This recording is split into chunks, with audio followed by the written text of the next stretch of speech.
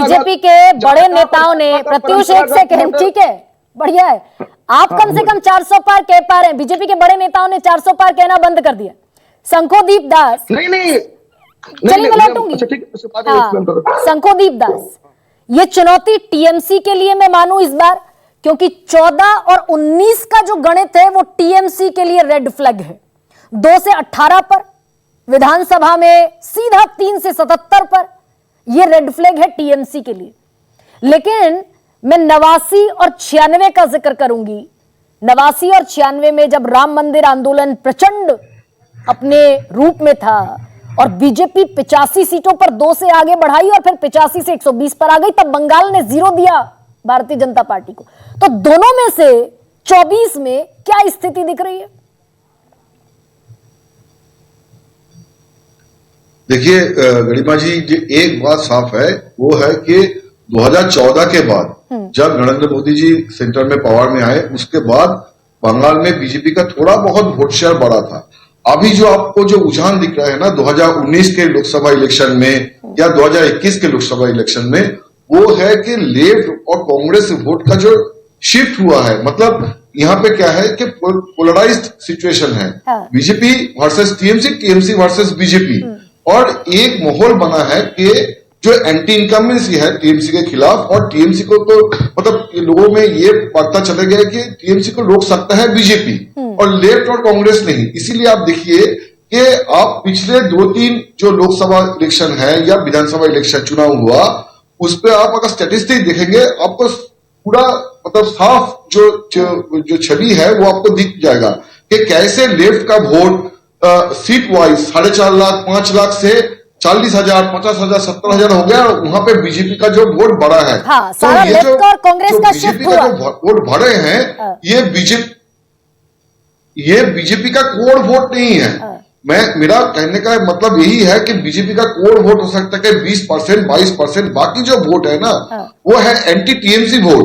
इसलिए आप देखेंगे कि 2016 के जो विधानसभा चुनाव है, वहां पे जब लेफ्ट और कांग्रेस का जब अलायंस हुआ तो उनको 38% वोट मिला, और जैसे ही 2021 में विधानसभा चुनाव हुआ और लेफ्ट और कांग्रेस वीक हो गए और बीजेपी प्रिंसिपल ऑपोजिशन दिख रहे थे, तो बीजेपी का वोट शेयर वही 38% हुआ। तो मेरा कहने का मतलब यही है कि वोट दूसरे के ही प्लेनेट से नहीं आ रहे, वोट यहाँ के ही है। जो लेफ्ट और कांग्रेस का वोट है वही शिफ्ट हो रहा है बीजेपी की तरफ। ये जो एंटी इनकम्बेंसी का जो वोट है, जो टीएमसी के खिलाफ जो वोट है, उसका जो ध्रुवीकरण हो रहा है वो टीएमसी बीजेपी की तरफ हो रहा है। इस बार अलग सिचुएशन, इस बार स्थिति शंखोदीप, इस बार क्या स्थितियां अलग हैं क्या? क्योंकि इंडिया ब्लॉक इंटैक्ट नहीं रहा, कांग्रेस अलग चुनाव लड़ रही है, लेफ्ट अलग चुनाव लड़ रहा है, टीएमसी अलग चुनाव लड़ रही है। तो जो एंटी टीएमसी वोट है, क्या उसमें भी बाइफर्केशन हो रहा है, वो भी कंसोलिडेट होकर बीजेपी की तरफ नहीं जा रहा है?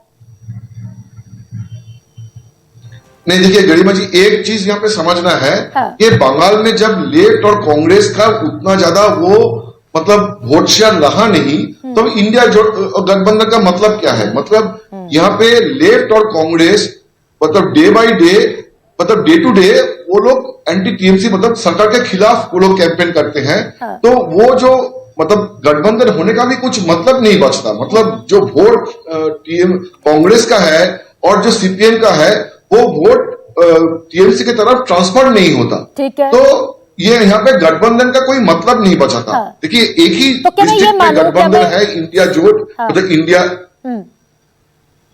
इंडिया अलायंस एक ही डिस्ट्रिक्ट में है, वो है मुर्शिदाबाद।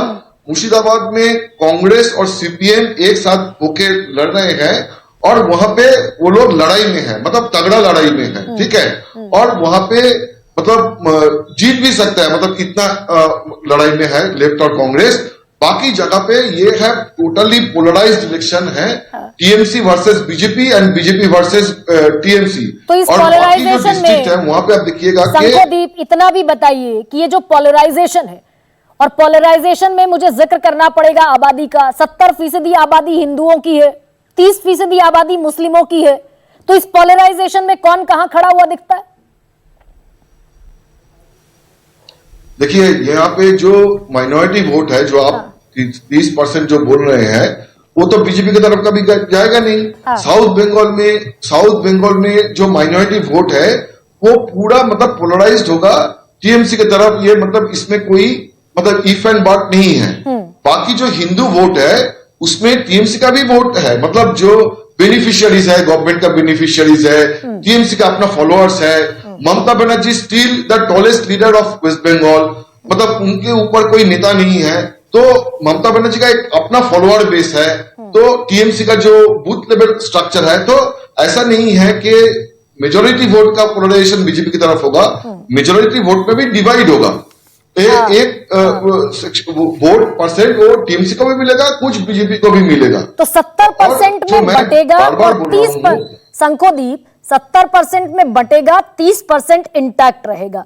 वसंत झा, मैं चुनावी परसेंटेज पर आऊंगी, लेकिन ये जो अभी 18 और 22 का गणित है, इसमें कुछ हेरफेर देख रहे हैं बसंत झा आप? राइज होता हुआ 14 और 19 के पैटर्न पर या 89 और 96 के पैटर्न?